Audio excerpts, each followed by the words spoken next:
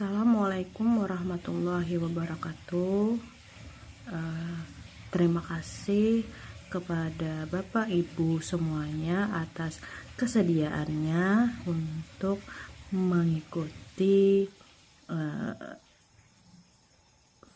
penyebaran, pemahaman, dan penerapan dalam pengalaman diseminasi budaya positif.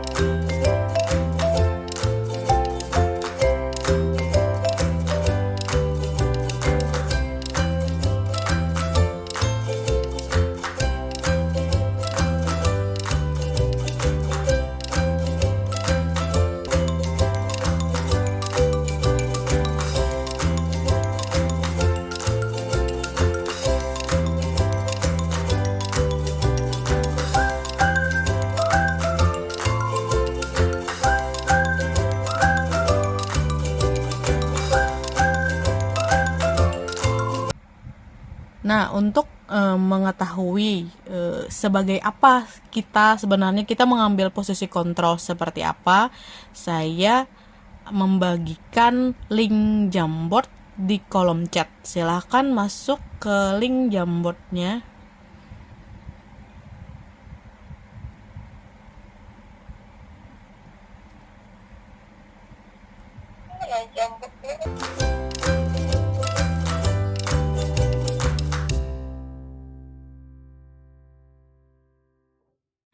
Bapak Ibu mengambil posisi kontrol sebagai apa sih dalam mengajar atau di sekolah, mengambil posisi sebagai apa? Ya, Ibu Hidayati mengatakan, silahkan. Ibu Hidayati mengambil posisi kontrol sebagai apa di sekolah? Saya mengambil kontrol sekolah sebagai penghukum. Alasannya Ibu? Alasannya supaya ada efek jerak dan anak tidak mengulangi kembali apa yang dia lakukan di hari itu. Iya, menurut Ibu Hidayati mengambil posisi kontrol sebagai penghukum. Bapak Ibu lain Ada yang ada yang setuju atau tidak setuju? Oh ya, oh 2 orang. Yang pertama, ayo Ibu Triana dulu. Silahkan. Ya tadi kan saya mendengar dari Widiati kan tadi ada dia mengambil posisi hukum ya Iya, sebagai penghukum. sebagai penghukum. Nah, kalau sepengetahuan saya seorang guru itu tidak boleh menghukum murid dengan alasan apapun. Meskipun misalnya walaupun dalam pemikiran kita itu hal-hal yang baik, misalnya menghukum dia misalnya terlambat sekolah dan sekolah, misalnya disuruh dia bersesapu, misalnya menyuruh murid tadi kan, nah itu tidak boleh. Iya, kalau Ibu Triana mengambil posisi kontrol sebagai apa? Kalau saya mengambil posisi sebagai pemantau. Iya, sebagai pemantau. Alasannya Ibu kenapa? Ya alasannya karena saya melihat murid-murid itu, nah baik dari kejauhan maksudnya ataupun dekat, kalau misalnya siswa tersebut memiliki permasalahan, nah saya sebagai pemantau saya bisa memanggil dan saya ajak berdiskusi dengan saya. Iya. Gitu. Iya begitu. Untuk Ibu Arma ya silahkan. Pertama, saya sependapat dengan Ibu Triana karena era sekarang ini posisi kontrol yang itu saya rasa kurang efektif, karena selain itu bisa membuat mental anak jadi drop, jadi malu dia sama teman-temannya. Jadi kalau bisa dengan cara lain, jangan menghukum lah, supaya tidak down lah mentalnya. Iya. Terima kasih.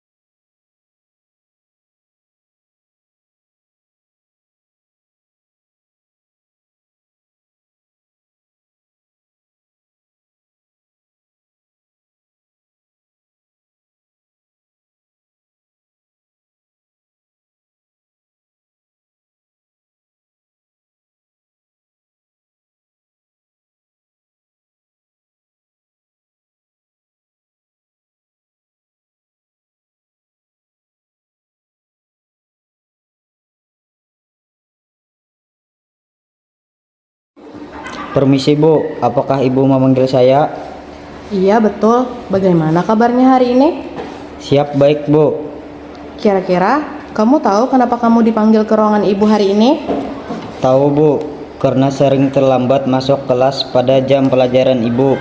Sering terlambat di jam pelajaran Ibu ya? Iya Bu. Berbuat salah itu tidak apa-apa ya. Karena manusia itu tempatnya salah juga hilap. Manusia tidak ada yang sempurna. Ibu juga sering kok melakukan kesalahan, namun tidak diulang-ulang. Ya Bu. Kamu pasti punya alasan mengapa kamu sering terlambat masuk kelas? Saya sering terlambat masuk kelas karena waktu istirahat yang singkat, sehingga kantin penuh Bu. Jadi terpaksa kami harus mengantri. Sekarang mari kita bicara tentang keyakinan kelas kita. Apa yang kamu percaya dan belum kamu tunjukkan selama ini? Disiplin dan menghargai waktu Bu. Kamu ingat dengan keyakinan kelas kita? Ingat Bu. Jam berapa istirahat berakhir dan masuk kelas? Siap. Pukul 10 lewat 25 Wita Bu. Baik, sekarang bagaimana kamu menyelesaikan permasalahan keterlambatan kamu masuk kelas saat jam istirahat berakhir dan masuk tepat waktu? Saya akan berusaha untuk tidak mengulanginya lagi Bu, dan berjanji menjadi lebih baik lagi. Saya mungkin nanti akan membawa bekal dan makan di taman, agar tidak mengantri di kantin, sehingga dapat membuat saya terlambat. Nah, sekarang mari kita selalu mengingat keyakinan kelas yang sudah kita sepakati bersama.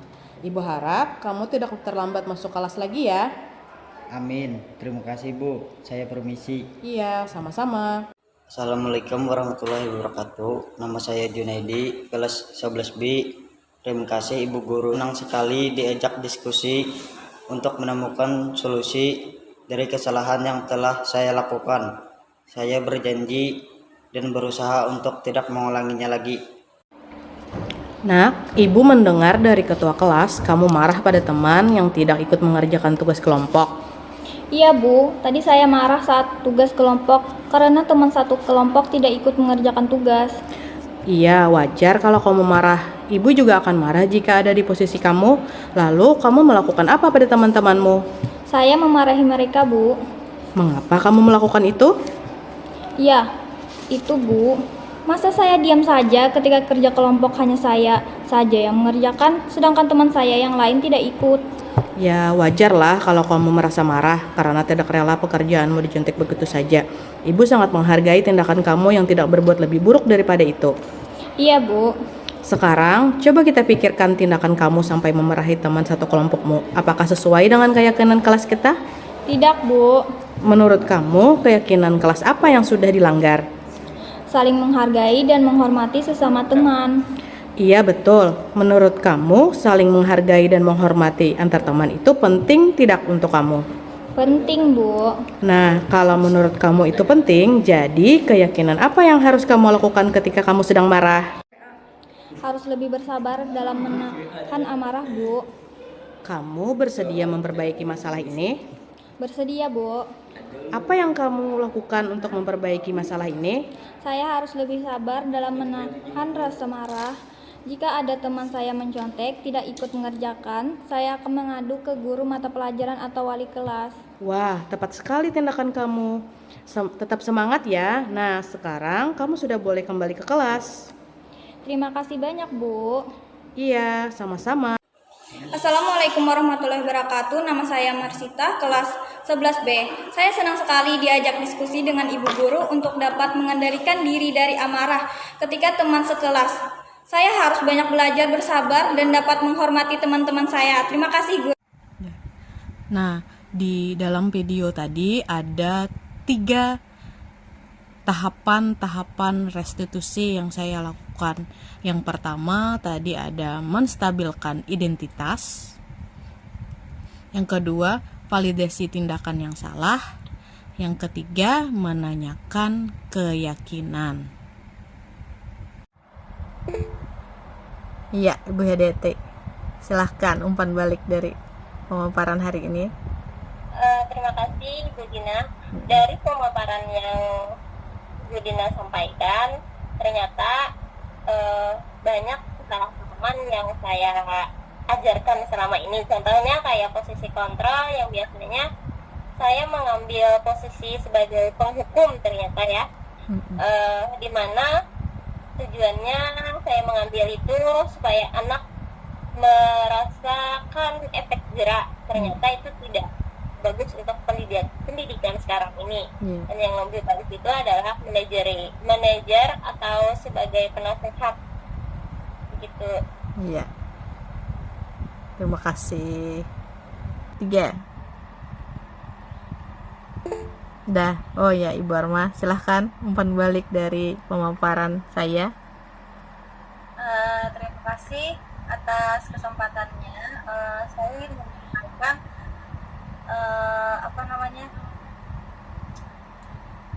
dari pemaparan materi yang Ibu Dina sampaikan,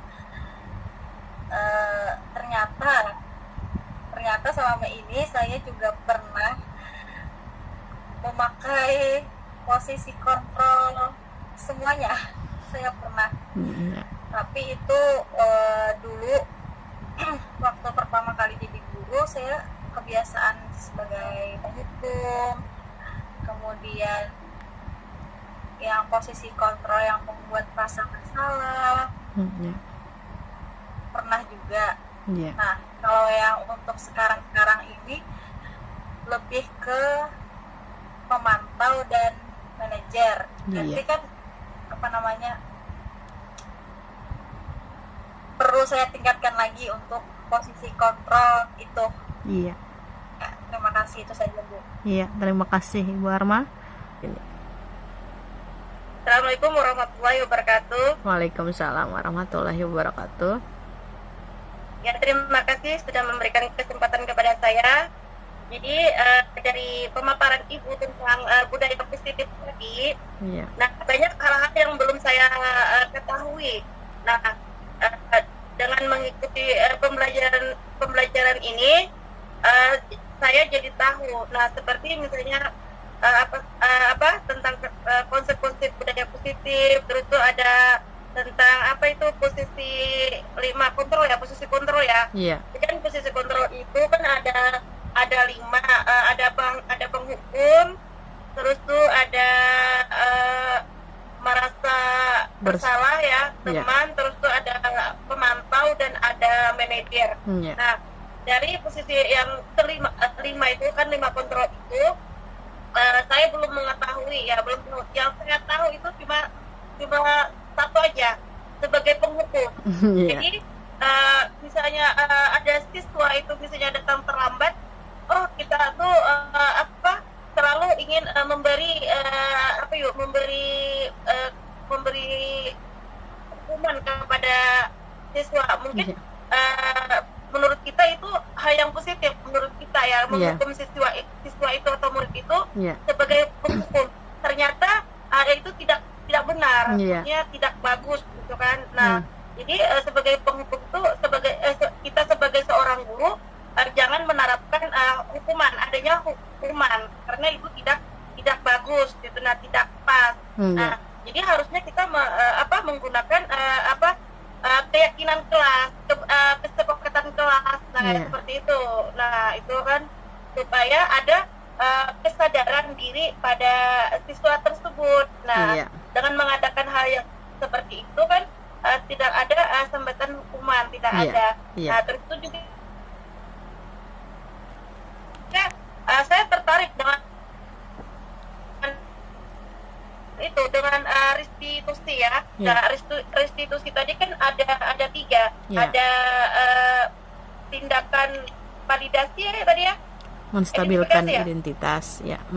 Menstabilkan identitas. Ada 3 itu bagus banget kalau kita menerapkan di sekolahan ya, di sekolahan kita tersebut. Nah, dengan adanya restitusi kita bisa pembelajaran itu berpihak pada murid ya, berpusat pada murid maksudnya. Nah, jadi saya sangat senang sekali nih. Ini pembelajaran yang baru didapatkan. Mungkin kita tanpa sadar melakukan hal-hal yang tidak sepatutnya kita lakukan. Nah, karena dengan tahun ini kita tidak akan lagi melakukan hal itu. Nah, saya senang sekali berdiskusi tentang budaya positif ini. Nanti kalau ada lagi bisa kita adakan lagi gitu kan. Jadi sesuatu yang kita belum tahu jadi tahu, itu bertambah ilmu dan wawasan kita. Jangan banyak pemikiran ya, seperti ibu A, ibu B, kayak ini kayak itu kan, memberikan alasan, jadi kita tahu, kita sadar. Nah, sebagai guru juga sebagai guru kadang kita pembelajaran kita itu kadang berpihak pada guru tapi tidak berpihak pada murid ya. Nah, itu. Nah, kiranya itu saja Bu. Terima kasih ilmu yang sudah Ibu bagikan ke kita, terutama juga kepada saya. Ini ada